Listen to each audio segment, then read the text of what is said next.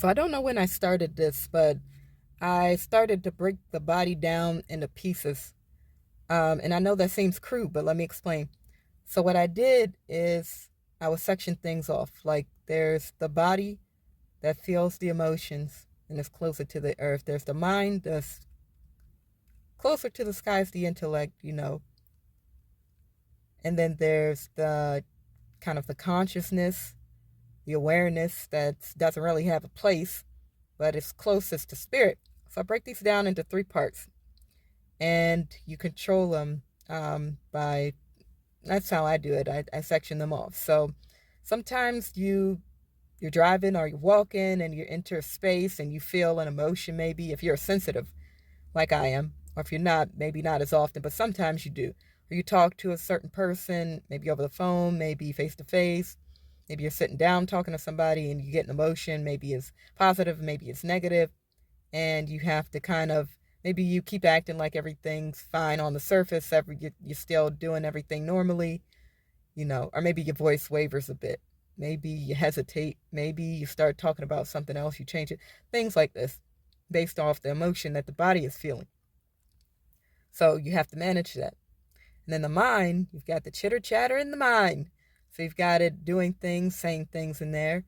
Sometimes it's beneficial, sometimes it's not. Sometimes it says random things and you gotta hush it up or you gotta control it. Sometimes you gotta focus and you don't want to, and you gotta really force yourself to focus. And so you've got the mind doing its thing. And then you've got the consciousness, with sometimes where you're daydreaming, it's just fading off, or don't really know how to express it. It kind of overlaps. There's a lot of overlapping there. It kind of holds a lot of the things that go outside the body and the mind and kind of overlap it as well. So I will say it's closest to spirit, from where we come from and where we're going back to. The place where the eye does not see, where we go when we go to sleep, our dreams, the things that happen that do not fall in line with the human world a lot of the time.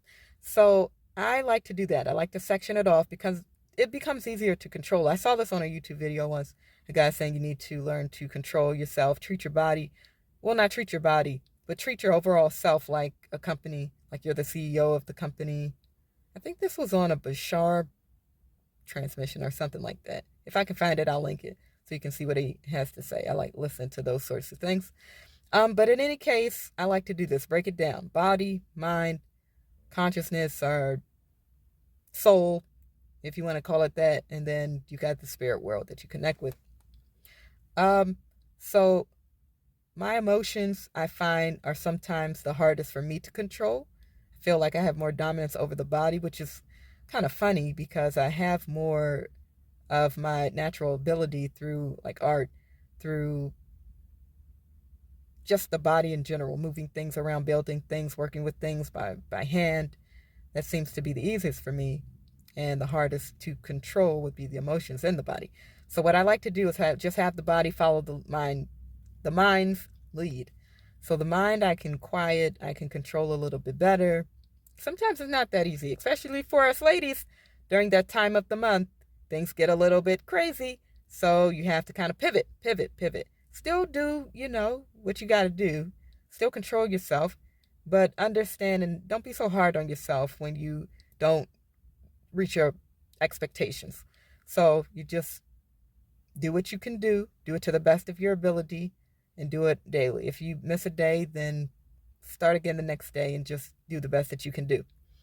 But as I said, I like to have the body follow the mind's lead. Usually, like if I'm having an emotional situation or I have emotional occurrence, then I'll be like, "Hey, body, follow the mind's lead," and then it'll quiet itself down. Not sure if that'll still help for you. Just ooh, I did that thing again. Not sure if this will help you or not, but try it. It might help you. It might help you. So just do that and see what happens. And then from there, guess what I'm going to say next? I'll have the mind follow like the soul's lead or the consciousness' lead, and then so on. And basically, that has really helped me a lot, especially for when you have like a situation where you got to move quickly, act quickly. Hey, body, follow the mind's lead. Mind, follow the soul's lead. And then we're all in alignment in some sort of way. Like, talk to yourself. Don't be, you don't have to do it out loud. If you feel comfortable, sure. But if you don't, then don't. Just do what feels natural to you, and leave the rest. So that's all. I just wanted to share a few quick tips I use for controlling and managing your space, physical, mental, emotional, spiritual, that type of thing. Mainly connecting with the spiritual. I don't think you too much control that, in my opinion, but just controlling the human body and all that it entails to connect to the spirit world in the best possible way. If you like this video, like, subscribe, and hit the notification bell. And if you have any videos that you would like for me to create, then let me know which topics, and I will see if I could do that for you. And as always, thank you so much for watching. Love you guys. See you on the next one. That's how I used to end my videos. See you guys.